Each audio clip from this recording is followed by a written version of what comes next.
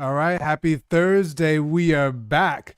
Digital Marketing Network here. Mickey Black, Jennifer J. Jennifer J was off doing other things in the world yesterday, but she's back with us today. And yesterday I walked through a concept that I had. So I'm in the morning meetup. This week we're talking about acronyms, and I really thought of one that was really good for beginning digital marketers, to really kind of get the understanding of how to integrate these things into their business. And I wanted to chat with you about it, see what you thought, and then kind of we'll take a look and chop it up a little bit. I've got it here on the side. Let me start from the beginning. But really, what it is is SMART. And so it stands for Simple Marketing with AI and Automated Revenue Tactics. And really, what that does is pinpoint number one, got to keep it simple because a lot of times I think people get in over their head with a lot of these techniques. Keep it simple, like an autoresponder or an automatic, calendar reminder or something very simple. But also the M for marketing, understanding we are really targeting marketing tactics. So anything where you're really trying to drive revenue and drive engagement. But then the double A, AI and automation, really making sure we leverage the tools. And then we've got the R, which is revenue. So a lot of times people put a lot of content out there and it's no clear revenue driver. They're just asking you how your birthday is or something like that. So making sure that revenue drivers are in our content. And then T for tactics, and really meaning that sequence of events that happen. So say, for instance, you've got an autoresponder. Everybody knows how that works. Somebody reaches out, you're not around, your server responds and gives them the information, and then you take it from there. So nice little sequence of events. And then I've got a couple of things, how we break it down, how they can kind of go through the process, but I won't bore you with that right now. But I wanted to mention one example of the smart marketing tactics, which you're familiar with, is missed call text back. So it's like hits all those points. It's really easy and simple. Somebody calls you, they text it, the server gets the call and just texts the person back. And then the bot can go through a sequence of events to either provide an estimate or a call or anything. So I wanted to kind of chat about that today and get your thoughts on number one, the acronym, and then keeping it simple and smart that way. What are your immediate thoughts? What do you think? Do you think it works? I think it works. I don't like the word tactics, Imma just let you know.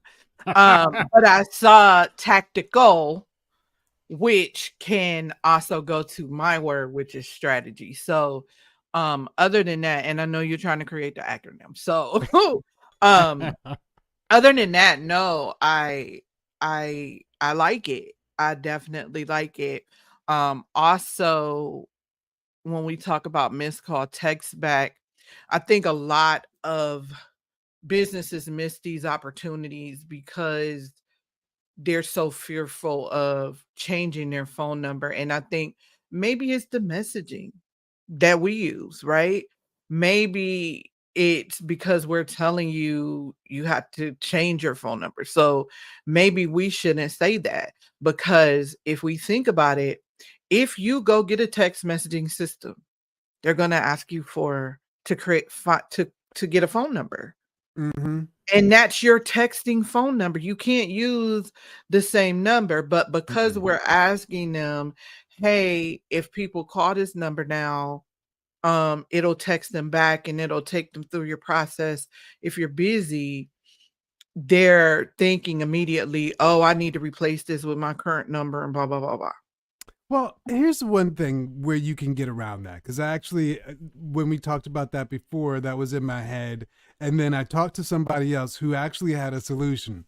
So this person, they had their brand name in their phone number. So it's like, you dial 1-800 454 John or whatever it is. And so they had that in there. But what they did was they set their system up.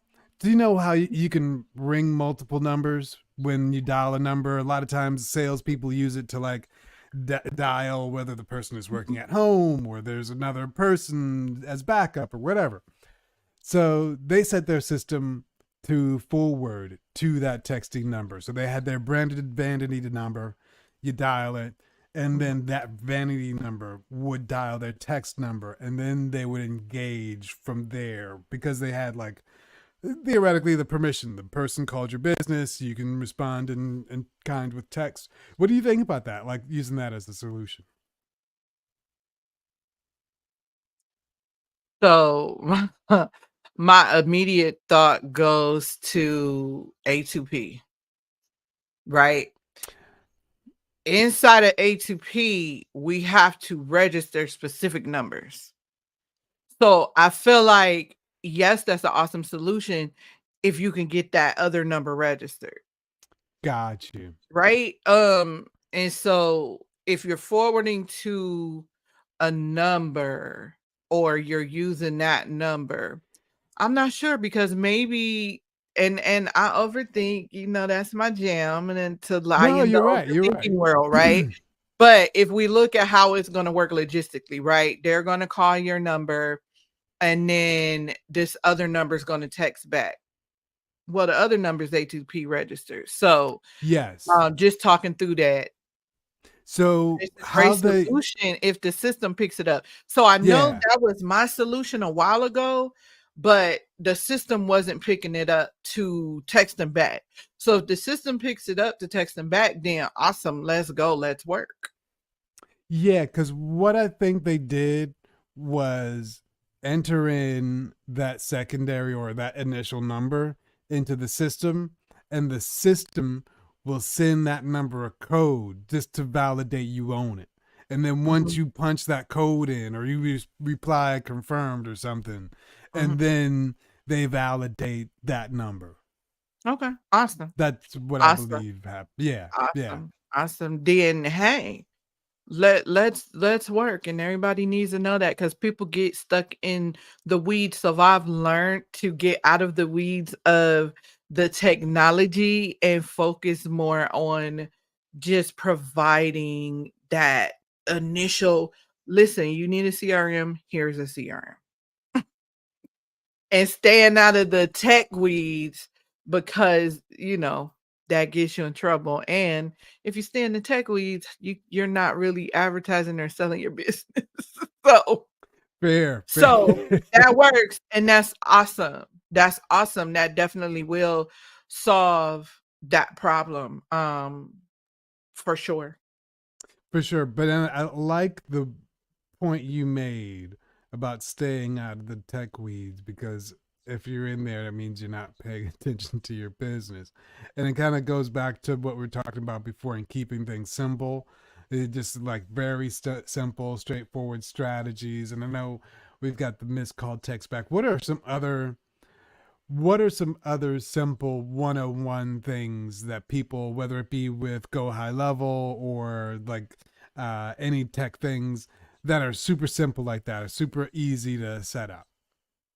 Um, well, easiest perspective, right? But Yes. something simple that you cannot overcomplicate, when missed call text back, but also just setting up the response automation, right, for social media with high level. Ah, So if someone is DMing you, which is why I had to do it, and this is absent of you can go both ways, and you can go both ways with missed call text back. Either you could use the AI or you could just automate it, which means you figure out which route you want it to go and what messaging you want, and you set that up.